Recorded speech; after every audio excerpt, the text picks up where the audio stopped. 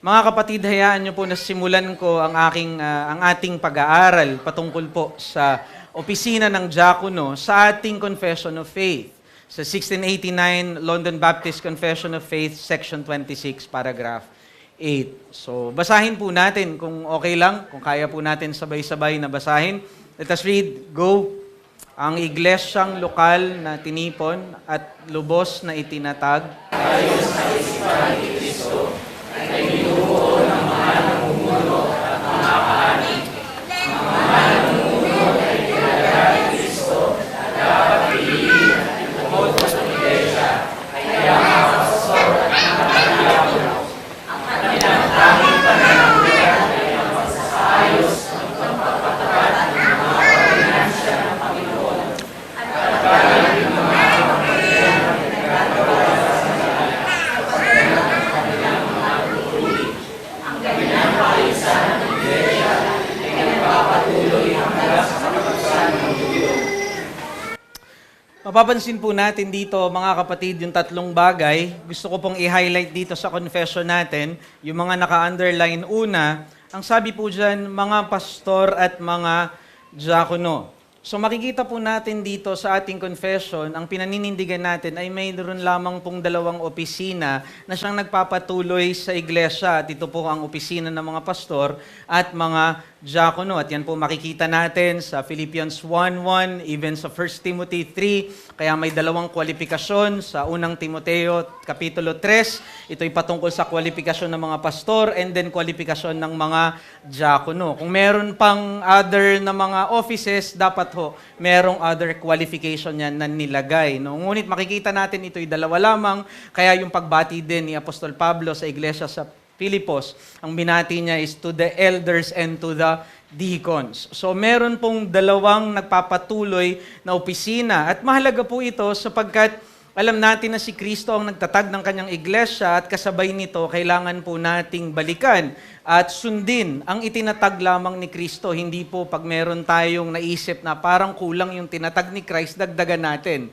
Hindi po maaaring ganon sapagkat si Kristo ang Panginoon ng iglesia. Ngunit dinidiin lamang natin na yung diakono at pastor ang dalawang nagpapatuloy ng mga opisina sapagkat before yung New Testament o before yung destruction ng Jerusalem o ng temple sa Jerusalem noong AD 70, alam po natin na may iba pang mga opisina noon pagkatapos ng resurrection ng ating Panginoong Hesus. Nandyan yung tinatawag na mga prophets and mga apostles. No? Ngunit matapos po yung establishment ng scriptures, nung makumpleto po yung salita ng Diyos, ito'y nailimbag ng mga apostol, at namatay na ang huling apostol, hindi na po kinakailangan yung opisina po ng mga apostol at mga propeta. Masasabi natin that the office of the apostles are the foundational office.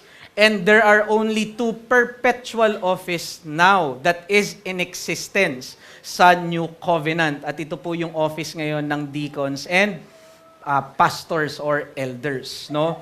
Now, mahalaga po na makita rin natin na ito yung dahilan kung bakit hindi na rin nagpapatuloy yung priestly office na tinitindigan pa rin hanggang ngayon ng Roman Catholic Church, simply because alam natin that the office of the priest has been fulfilled ultimately in the Lord Jesus Christ. And together with Martin Luther, we profess that we believe now in the priesthood of every believers, no?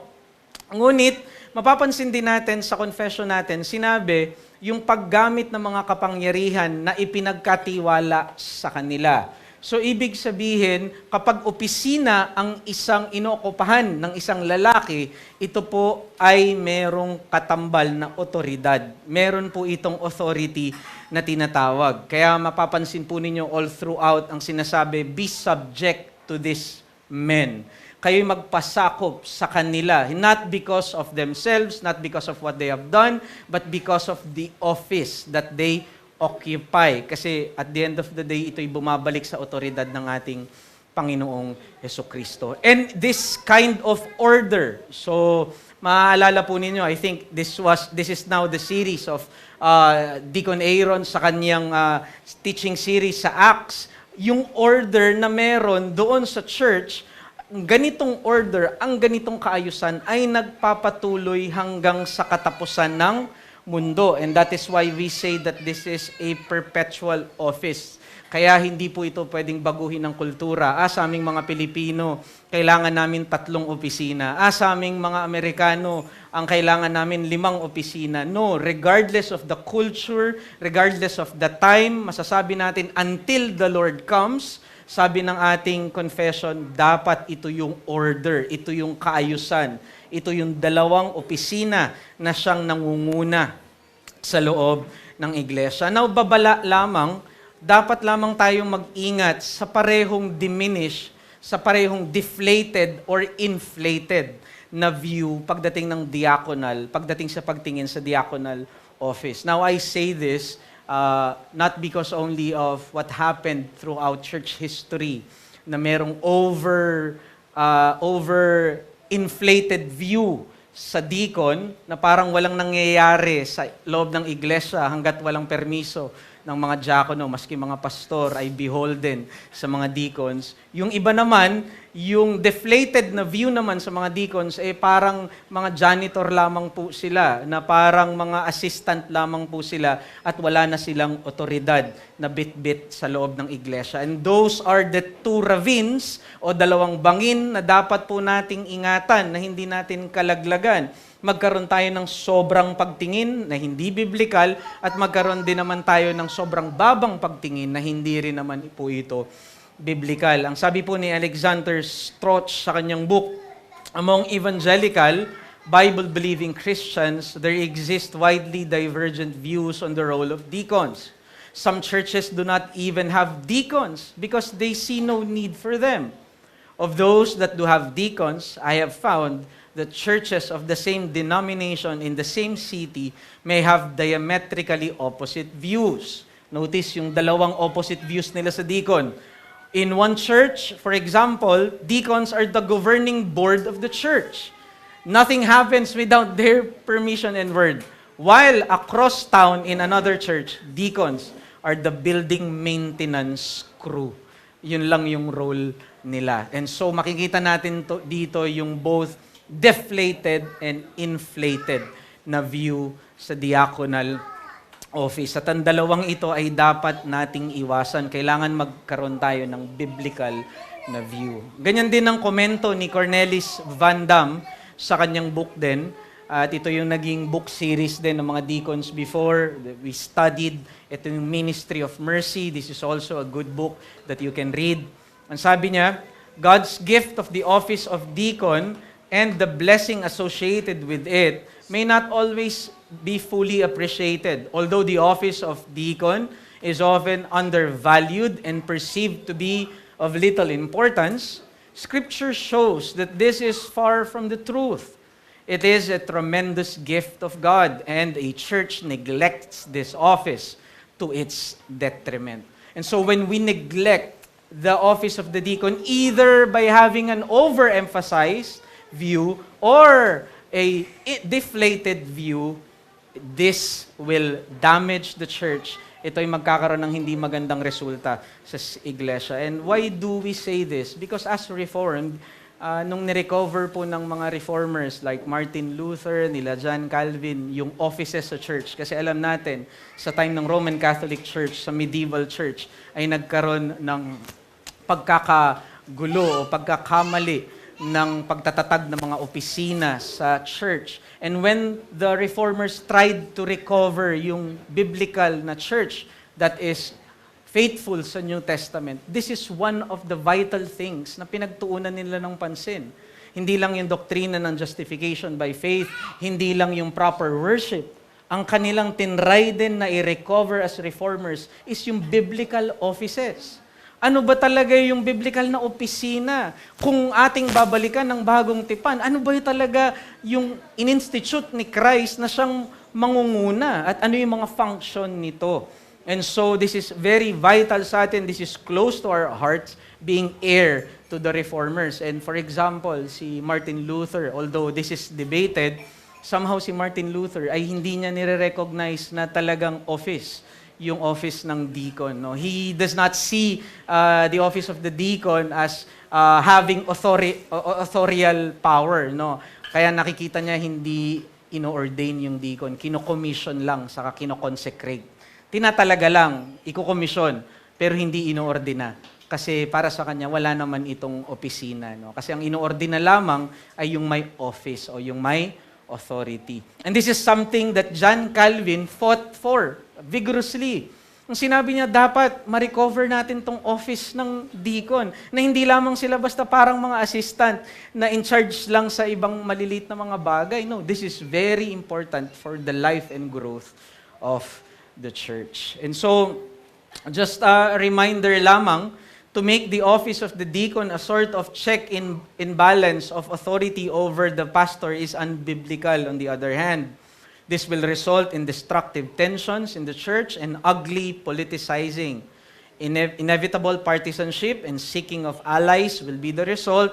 The diaconate will seek its allies in the church, and the pastors will seek its allies as well. And Paul in Corinthians called this carnal. And so, this is really what had happened sa past evangelical churches. And siguro, if you have been there sa mga matatagal na mga evangelical church, alam ninyo na yung mga deacons ay somehow tinignan as board of trustees.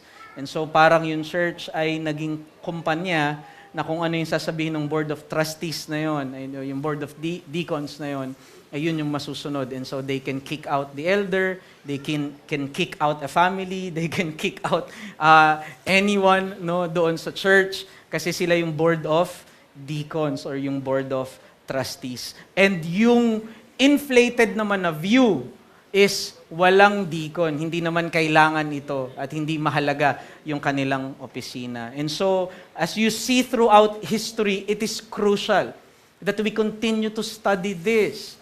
Kasi at the end of the day, kasama to sa papanagutan natin sa ating Panginoong Jesus bilang iglesia niya. At lalo kami rin po bilang mga tagapagturo at nag-ookupa ng opisina sa simbahang ito. Kailangan natin na hindi maliitin ang opisina ng diakono dahil si Kristo mismo ang nagtatag nito. And so, there is a need. May pangangailangan ng iglesia ay magkaroon ng biblical at balansing pagtingin sa tungkulin at opisina ng diakono.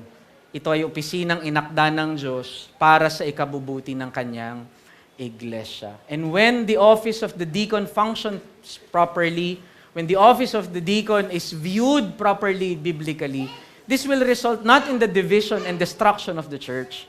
This will result in the strength, in the unity, and in the growth of the church. If we properly see yung tamang function nito. And so let's begin with our series. Let's answer the crucial question, what is a deacon? What is a deacon? So unang tuntunin po natin, of course, it's Old Testament shadows, no? Ano po ba yung larawan nito o yung tipo at anino nito sa lumang tipan? Makikita po natin ito particularly sa book ni Ezra and ni Nehemiah and even dun sa time nila Moses, no? Nung sila po ay papasok doon sa land of promise. At ito po ay tinawag na mga Nethinim or the given ones. Kung naalala niyo yung word pangalan na Nathan, 'di ba? Nathan is a gift, the given one, 'di ba? Ibinigay. Itong mga Nethinim na ito ay mga binigay sila doon sa mga priest, doon sa temple, para sila po yung somehow tumulong doon sa temple worship, no? So isa sa example ng mga Nethinim across Old Testament history ay yung mga Gibeonites. So maalala niyo yung mga Gibeonites, they were Canaanites, 'di ba? Pero natakot sila kasi nga nakita nila na tinatalo ng mga Israelites yung maraming mga Canaanites. And so, ang option lang nila, if you cannot defeat them, join them. And so, ang ginawa nila, ang sabi nila, galing kami sa malayong lugar. Hindi kami taga dito saan? Sa Kanaan.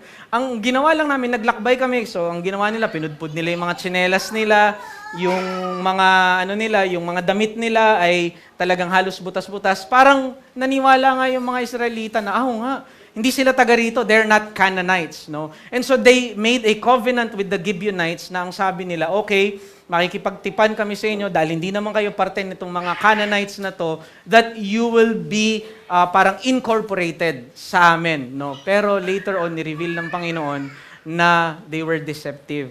Pero dahil may tipan na yung Israel sa kanila sa harapan ng Diyos, hindi na nila malupil, hindi na nila pinatay itong mga Gibeonites. But as a double-edged, a curse and a blessing for them, as a curse, they will now be servants in the community of Israel. Pero hindi lang yon.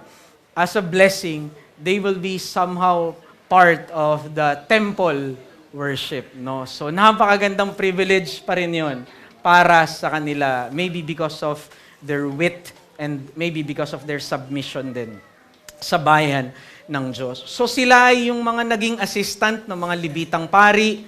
Ginaganap nila yung mga maliliit na gawain tulad ng paglilinis sa templo, ang pagbitbit ng mga sisidlang tubig at kahoy para sa altar, at sila din ay naguhugas ng mga kagamitan sa mga sacrificial ceremonies. So what we can observe with the Nethinim, particularly the Gibeonites in the Old Testament, 4 things worthy of observing yung kanilang work. First, they work for the worship of God.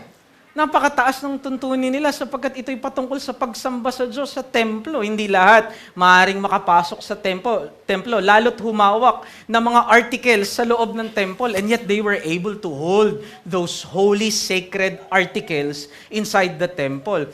But their duty is merely practical, not priestly. So yung duty nila ay practical pagdating dun sa mga aspetong physical, pero hindi ito pang-sacramental or priestly.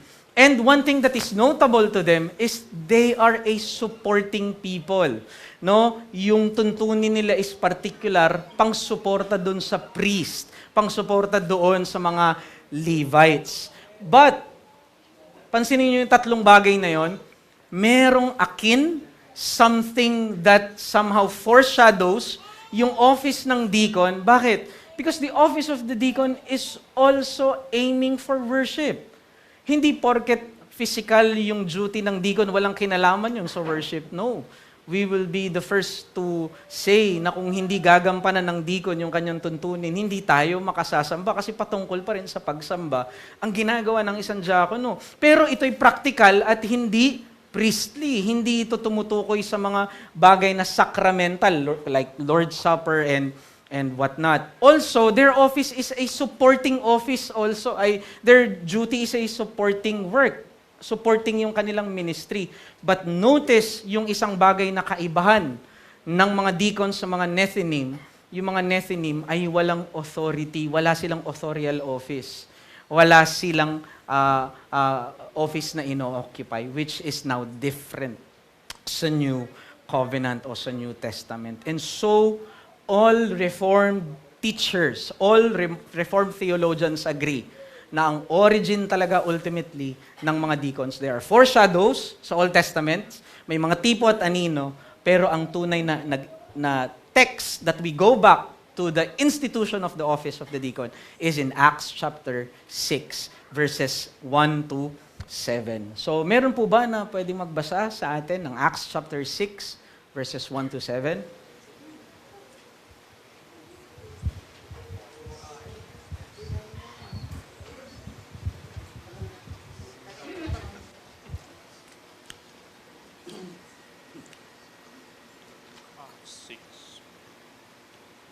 Acts 6, 1 to 7.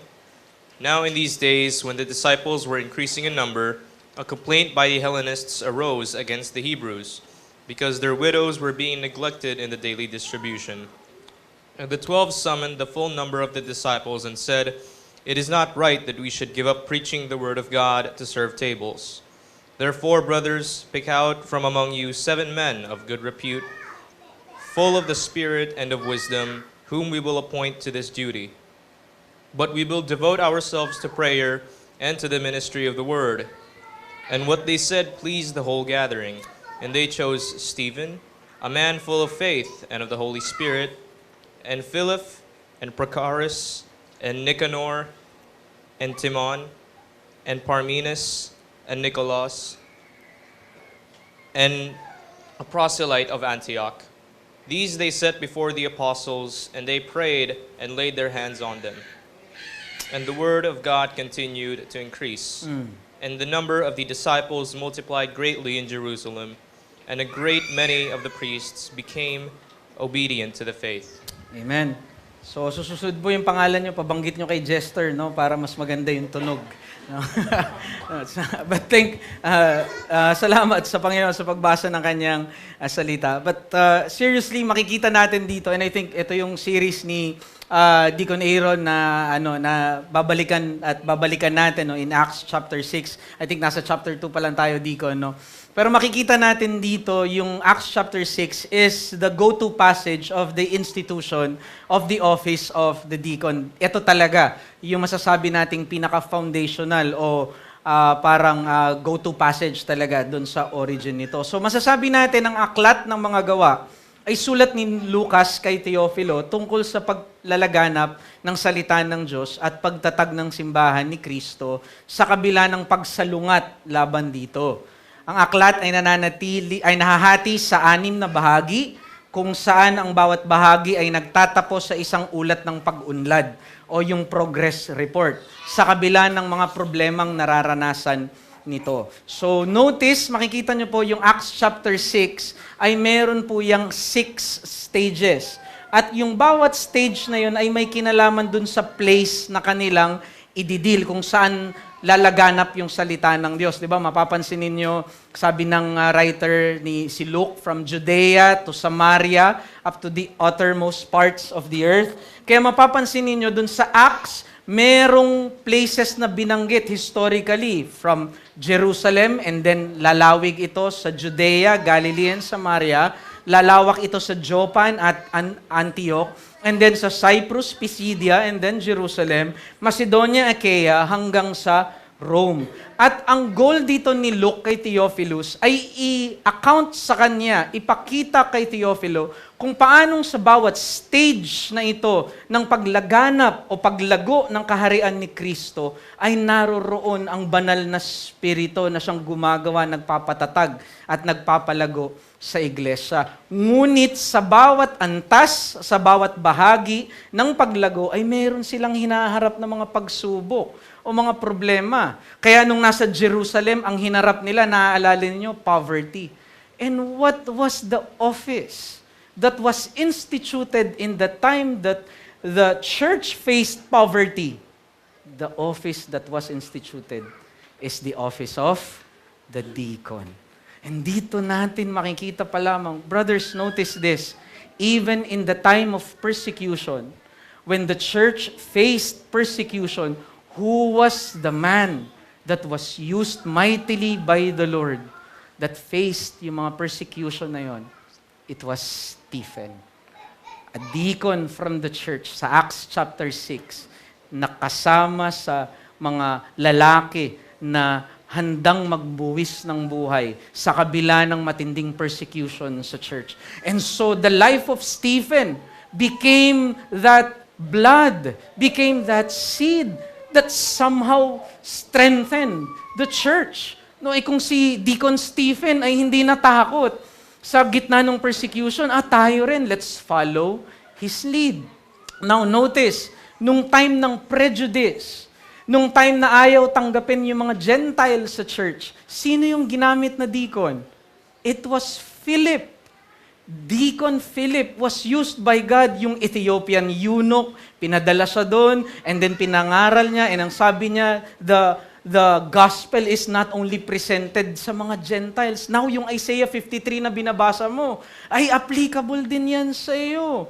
Now, notice when the problem was heresy and idolatry, hindi na nabanggit yung deacon dyan sa Cyprus and then sa Macedonia, Achaia. Ang naging focus dyan ni Luke ay sila Peter, sila Paul, yan. Pero pagdating na sa imprisonment sa Rome, notice, sino yung nabanggit? Another, masasabi nating controversial, hindi siya deacon, naniniwala ako, pero hindi siya nabanggit particularly, pero extension siya ng office ng deacon, at yun ay si Phoebe, diba, sa Acts chapter 19. And so what does this tell us?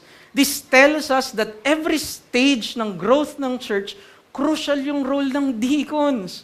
Crucial yung institution nito, crucial si Stephen, crucial si Philip, and crucial even yung extension ng authority nila like Phoebe. No? So makikita natin, mga kapatid, na ang pagkakaroon ng tapat at tama na pag-function ng mga napiling diakono sa early church ay naging susi tungo sa patuloy na paglago ng iglesia sa pagharap nito sa mga oposisyon at mga problema. And so, very central to this progress report ni Luke kay Theophilus is the office of the deacon and how God used this office mightily sa growth at pagkalat ng church sa buong mundo. So, mahalaga sa kalusugan ng iglesia ang tapat at tamang pagkilos ng diaconal office. If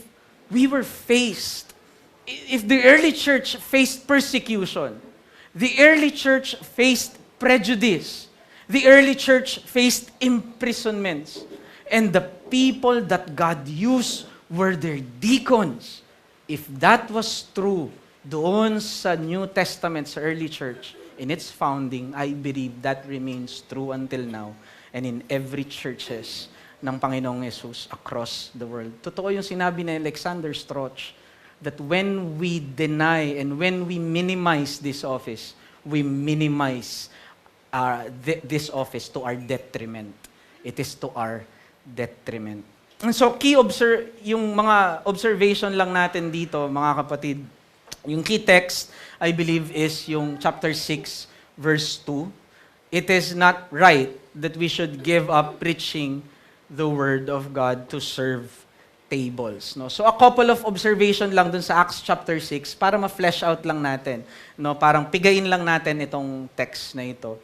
So yung word na deacon, serve tables, yung diakoneo. So doon siya galing, no? To serve, to minister. No? And yung iba ay sinasabi, to wait tables, kaya yung waiter, parang ganun yung idea niya. No? So, automatically, nasa isip natin, kapag ganun, yung waiter to serve tables, it's a serving office. Automatically, yun ang naiisip natin. This office is about service. This office is about, patungkol ito sa paglilingkod. So literally, it means to wait on tables, to attend household needs, or to serve in general. So ibig sabihin, paglilingkod talaga ang layunin nito. Kaya ang focus ng isang deacon o ng office na ito is the subject of service or who they are serving. And so napaka maling-mali kapag ang deacon ay nakafocus sa kanyang office, nakafocus sa kanyang sarili. Maling-mali kapag ang deacon ay nakafocus dun sa prestige ng opisinang kanyang ino-occupy. Kasi ang opisina ng deacon, according to Acts chapter 6, it is outwardly focused. No? Somehow, yun yung sinasabi natin, diba, yung homo ex curvitu exe. No? He is curved out of himself. Nakatutok siya, pakabig palabas sa kanyang sarili at sa kanyang opisina at nakatuon siya sa paglilingkod sa kapatiran. At dito sa Acts chapter 6, sino yung dalawang pinaglingkuran niya? Yung mga apostles at yung mga widows. Kasi dito sa Acts chapter 6 na binasa natin, yung mga balo yung naging tutok nila at ang purpose kung bakit nila tinutukan yung mga balo na paglingkuran sila upang yung opisina ng mga apostol ay makatutok naman sa pag-aaral ng salita ng Diyos, pananalangin, at pagtuturo sa kanila. So, ibig sabihin, ang layunin, ang purpose, at ang sabihin na nating heartbeat ng isang deacon, it is always for service. Hindi ito nakatutok sa kanyang opisina, kung hindi nakatutok ito sa mga pinaglilingkuran niya. Ito'y parehong mga ordinaryong miyembro ng simbahan at yung mga office bearers like the pastors, no, upang sila'y makapaglingkod sa iglesia at makatutok sa salita ng Panginoon. And so the attitude of the deacon ay nakatutok ito sa kanyang mga pinaglilingkuran at sa interes ng mga ito. hindi sa kanyang sarili o sa opisinang hawak niya. Kaya may dalawang reason, di ba, kung bakit nagkaroon ng mga deacons. The first reason is para sa temporal affairs ng church. Kasi pansinin natin, sa Jerusalem, ang mga diakono ay tumutok sa mga temporal concerns ng iglesia upang bigyang prioridad ang ministeryo ng salita. Ang sabi dun sa verse 2 ng Acts chapter 6, it is not right that we should be serving tables. Now, ang ibig sabihin ba nito ay dahil masyadong matataas yung opisina ng apostol?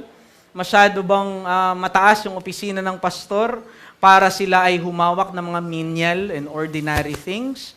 Alam nating hindi. Dahil nakikita lamang ng mga apostol na nakikita ba nila na mababa ito para sa kanilang dignidad? Ngunit ang dahilan ay dahil nakikita nila na mas may prioridad sa paglago ng salita na dapat ito yung kanilang tutukan. And so alam natin na tayo as human beings, when we worship God, tayo po ay merong emphasis sa ating pagsamba. At ang emphasis natin sa pagsamba natin is particularly spiritual, di ba? We prepare our hearts, we prepare ourselves, we prepare our spirits sa pag-worship. Pero hindi ibig sabihin na pin-repair natin yung motive natin, pin-repair natin yung puso natin, hindi na natin pe-prepare yung susuot natin. Hindi na natin paghahandaan din at maliligo. Hindi na tayo magtutoothbrush. Hindi na tayo kakain. Diba? So, makikita natin, yes, there is a premium. There is a priority dun sa mga spiritual things like how we prepare our hearts, how we correct our motives as we go to church and worship God. That we really meditate upon the glories of the gospel. That we really meditate upon the glories of Christ, His mediatorial work, that glorious doctrine of double imputation, that our sins are imputed to Christ and Christ's righteousness imputed to us. And every time we go to church, Lord, it's not I, but through Christ in me. Those things are important. But that doesn't mean that you do not take a bath. That doesn't mean na hindi ka kakain. That doesn't mean na hindi mo rin intindihin saan ka sasakay at mamamasahe ka ba or yung mga material o yung mga physical na bagay. And so, the same is true pagdating sa church. Pagdating sa pagsamba natin sa simbahan, sa Panginoon, ganun din tayo. Sumasamba din tayo ng parehong spirito at physical. Kaya't merong function, merong importansya din yung physical, but to serve ultimately yung premium, and that is our spiritual worship to the Lord. And so, the ministry of benevolence sa church, mahalaga yun. The ministry of yung mga legal aspects sa church, mahalaga yun. Even yung menial task ng paglilinis at pag-aayos ng upuan sa ating simbahan, yung tech, yung mga bagay na ito that we read somehow, yung mga pamphlet natin, yung mga reference natin pag kumakanta tayo, those are physical aspects, but nonetheless, mahalaga sila sa pagsamba. But the aim, the emphasis, the premium is on our worship and our understanding and our appreciation of the doctrines that we hold very dear. And so paalala lang, ang iglesia ay may temporal affairs na maaaring makatulong o makahadlang sa higit na spiritual na concerns nito. And so hindi natin pwedeng maliitin yung mga physical aspects kasi itong mga physical aspects na to will affect yung ganda at ayos din ng ating pagsamba. I mean, pag di ka naligo, 'di ba, sa pagsamba, makakaapekto ito, no?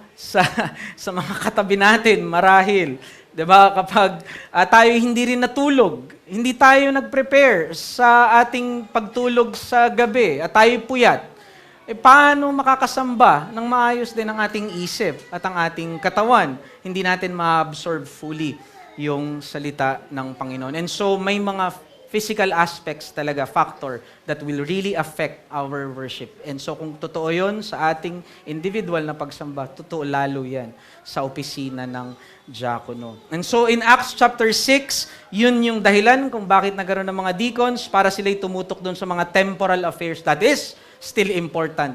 Kasi ang aim nun ay ma-emphasize yung spiritual aspect. Pero hindi lang yun, Ang purpose kung bakit sila na italaga ay para din hindi mabigatan ang ministeryo ng salita. So that the ministry of the word will not be hampered. So that the ministry of the word will now grow and the apostles can dedicate their lives doon sa pag-aaral ng salita at pagtuturo sa iglesia. So bagamat mahalagang mandato ng iglesia ang benevolence o distribution ng support sa widows, which is yun yung point sa Acts chapter 6, di ba? Yung pag-distribute ng mga support sa widows. Kasi naalala nyo sa Acts chapter 6, may dalawang uri ng widows. No? Yung mga Greek-speaking widows at yung mga Hebrew-speaking widows. At ang sabi ng mga Greek-speaking widows, parang kami ay na-marginalize. Kasi mas marami yung support na nabibigay sa mga Hebrew-speaking widows. Parang lugi kami. And so, nagsabi sila sa mga apostol, at ang sabi ng mga apostol, teka lang, kung ito'y tututukan pa namin, itong ganitong task, sa-sideline kami at hindi namin matututukan yung mas mahalagang part, which is yung study ng word, prayer, and then yung preaching. And so, ang ginawa ng mga apostles, okay, let's pick 7 godly men so that they will be the ones who will now distribute itong mga bagay na ito, who will now take up the duty of benevolence.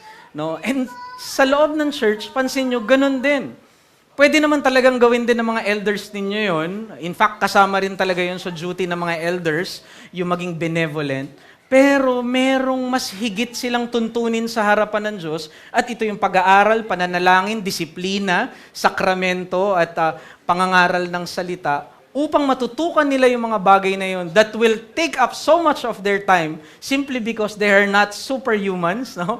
They're still limited beings. Hindi po yung mga pastor natin ay katulad po ng Panginoong Jesus. So they are limited and because of that limitations, kailangan nila ng support.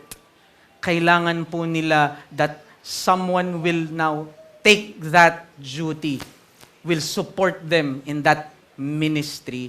At ito po yung office ng deacon. They will now take the ministry of benevolence. So dito, kinailangan ang opisina ng mga diakono. Ang punto lamang mga kapatid, ang mga diakono ay responsable sa pagtitiyak na ang mga pastor ay magawang makatuon sa gawain ng salita, pananalangin, at pangangaral.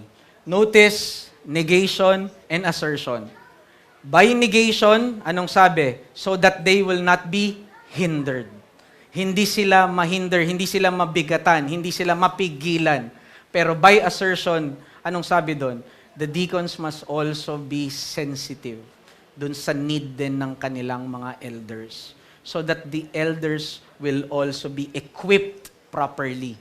Kailangan ba ng mga elders ng mga books? Kailangan ba ng elders yung better studying? Kailangan ba ng mga elders yung marahil physical or comfort or encouragement? So, ganun yung role ng mga deacons. Hindi lamang din sila negative na, okay, para hindi mabigatan, kukunin namin to. Kung hindi yung mga deacons ay sensitive din.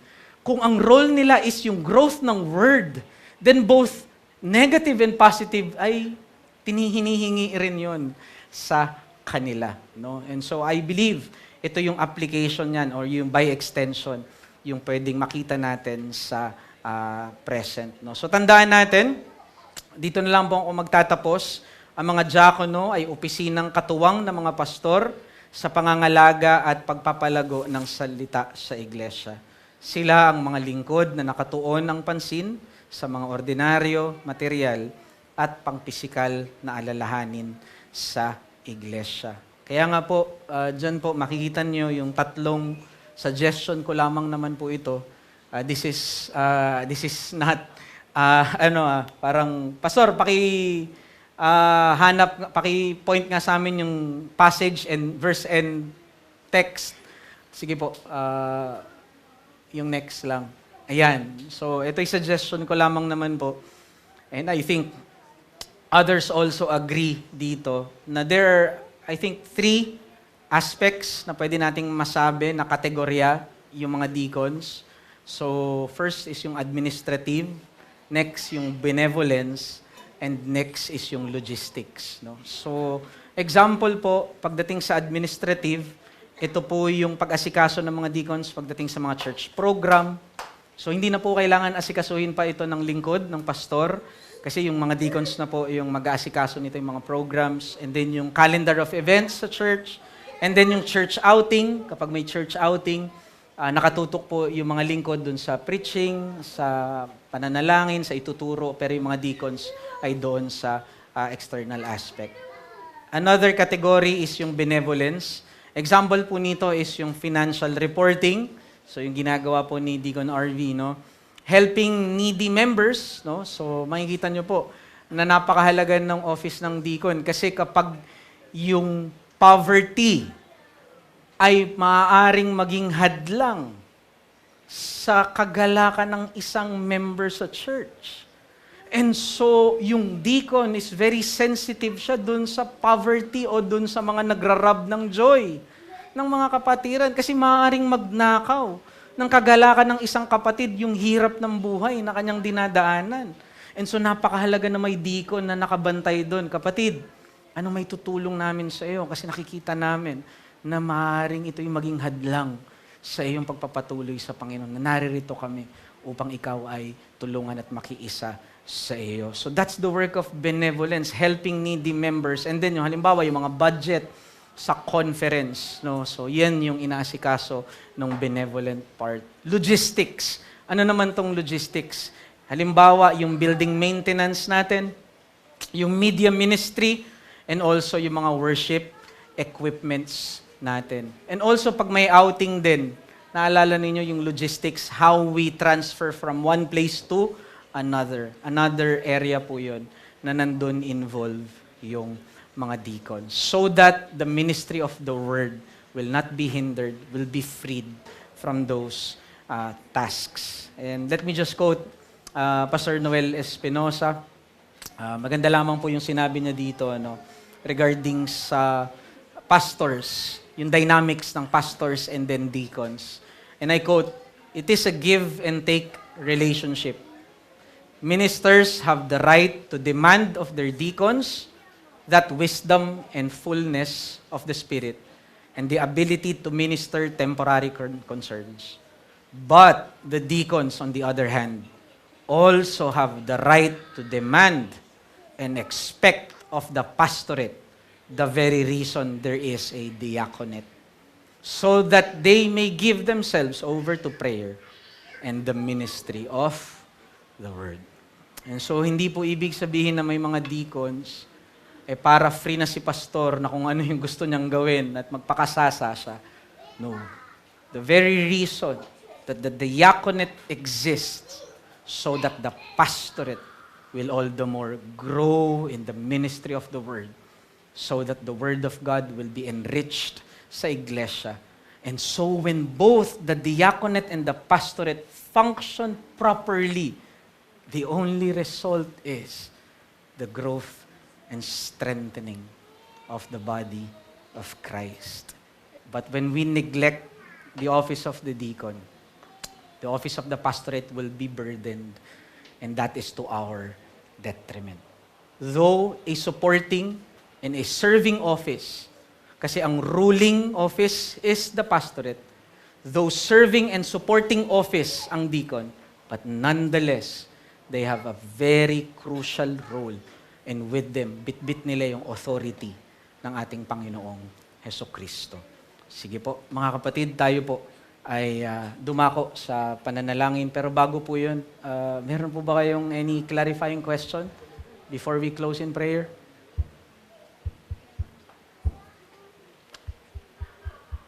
Any clarifying question? I see po. Si Ate Joy. May mic po ba? Kasi alam naman po natin na hindi po itinalaga ang mga deacons para magturo or mangaral. Pero yung mga deacons po kasi natin, tumatayo sila dyan sa pulpit, nangangaral, nagpipreach. So, paano po yun? Parang hindi po yata natin nasusunod kung ano yung nasa 1 Timothy 3. Di po ba? Ayan. Actually, kung makikita natin, no, Sa example ni Stephen, sa example ni Philip, they are teaching deacons. No? So, totoo yun. Bagamat hindi priority ng mga deacons ang magturo, nonetheless, walang prohibition sa kanila na magturo. And that's the example that we have in Stephen when he preached among the Jews at pinagbabato siya hanggang sa mamatay siya. At yun din, yung nakita natin sa role ni Philip. Siya mismo, pwede namang kunin dun si Paul, pwede namang kunin dun si Barnabas. Pero bakit ang kinuha ay isang deacon upang yung deacon yung mag-preach sa Ethiopian eunuch? So, that is not their priority, but they are not prohibited to if they have giftedness. And we are blessed because we have deacons that are gifted with the gift of preaching. At yun yung pinagpapasalamat natin. Now, the same is true sa pastors. Hindi naman porket pastor, hindi ka na pwedeng maglingkod. Hindi porket pastor, hindi ka na pwedeng tumulong. Hindi ka na dapat mag-stock ng upuan. Hindi ka na dapat maglagay ng lamesa. Hindi ka na dapat mag-serve. No, hindi po ganon. And I hope na sana nakikita nyo rin naman na yung mga pastor ninyo for now is naglilingkod din naman sa aspect na iyon. No? Ang point lang dito is, kaya pansinin niyo pagdating sa graces, no, almost the same. Kung ano yung character na hinihingi ng sa elder, yun din yung character na hinihingi sa deacon. Walang pagkakaiba halos. But the function is different. Kasi those same sila ng graces, ng character na hinihingi. But there is a different emphasis doon sa dalawa. No? Okay. So, sige. Sige po. Go ahead. Deacon ang isang babae. Kami, mga babae, pwede rin po ba kami? Yeah. Sige. So let us close in prayer. Maganda po, balikan po natin yan mamaya, no? Kasi medyo mahaba po siguro yung, pagka nasagot ko po, baka meron pang mag-raise mamaya. So yun na po natin mamaya. But definitely may sagot naman po yung scripture dyan. Let us come to the Lord in prayer, brothers. Father Lord, salamat po Panginoon sapagkat hindi ka nagkulang sa wisdom, Panginoon, na ibinigay mo sa iyong church. Ang problema lang, Panginoon, kami ay tila nag-aastang mas magaling pa sa aming Panginoong Jesus, na kung saan nire-reject namin kung ano yung in-institute mo at kung minsan dinadagdagan pa namin at parang tila kulang. Ngunit ang tawag mo sa amin ay hindi upang maging creative. Ang tawag mo sa amin ay maging faithful, maging loyal at maging tapat at magtiwala sa iyo. Kaya nga, Panginoon, nawa tungo sa kaayusan ng iyong iglesia, ang mabanag, makita at siyang ganapin ng Reformed Baptist Church of Malabon is yung faithfulness namin sa iyo, yung trust namin sa iyo, that you are indeed the Lord of the church and your wisdom is beyond finding out. Ito po, Panginoon, ang pasasalamat namin at dalangin sa pangalan ni Kristo Jesus. Amen.